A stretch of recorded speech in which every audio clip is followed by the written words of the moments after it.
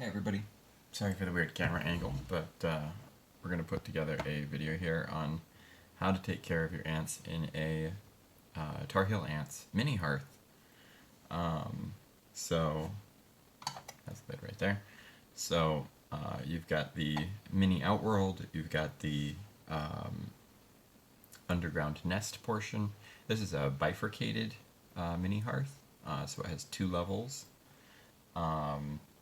We've got the liquid feeder, we've got the nest mate on the back here.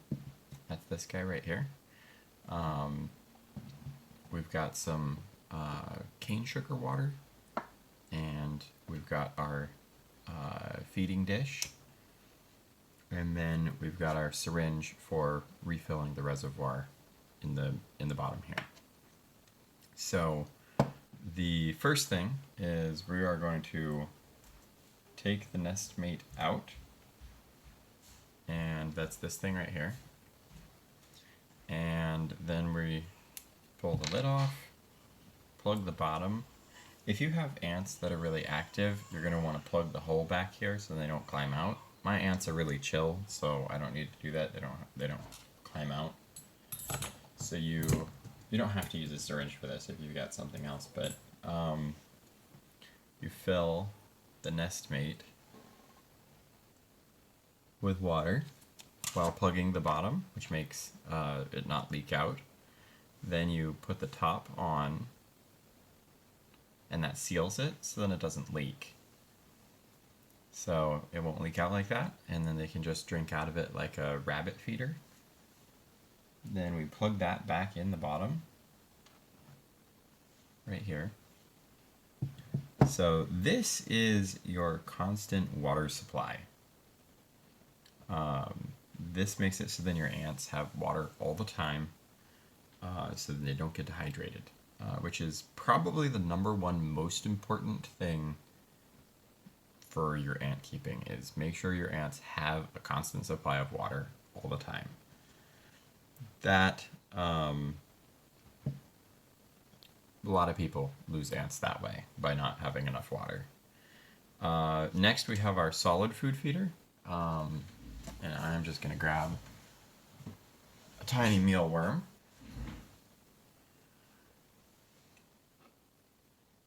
So this one will do. Put it on the tray.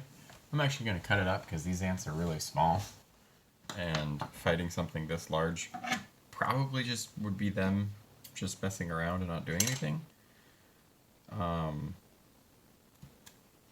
So we'll chop that up into a bunch of little pieces, leave it on the tray.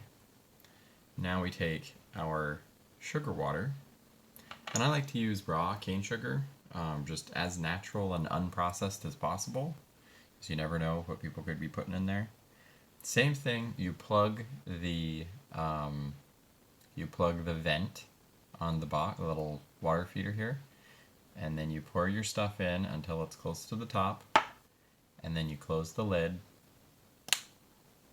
and shake off the extra. And once again, creates a water lock so it doesn't leak. There's a little mesh there that creates water tension and holds it in while it's airlocked at the top. If you open this, it will all leak out the front. Then I like to put that inside of this feeder tray, just like that, and then open up the top and drop it in, just like that. And there we go. So we've got our carbohydrates for the ants right here in the liquid feeder. We've got our protein here in the tray. Oh, we've got a little ant checking it out already. Then in the back we have our nest mate, which is currently doing the job of constant water supply. If like, there's another hole over here, there's another plug, and you could plug in another something there. If your colony really needs extra airflow for some reason, you can get another one of these and plug it in over here and leave the cap off and don't put anything in it, and that way that mesh will act as a screen and just let air pass through the colony that way. So usually that's not a problem. Like that's not something I've seen a lot of need for, but you know, you never know what people are going to run into. And so now the last thing we want to do is fill up the reservoir.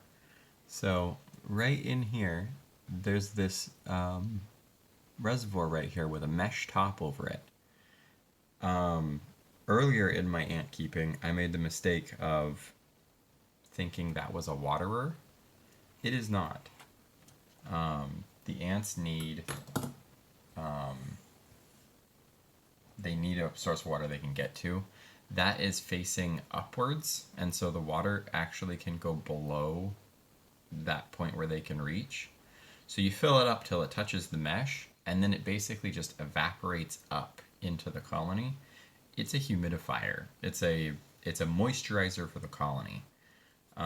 So it's important to keep it topped up, but they're not going to be drinking out of it. So you just fill this up until it spills a little bit into the colony. It's totally fine if it spills into the colony. They don't mind. They actually like it. All right, and that's it. That's how you do it. So have a good one.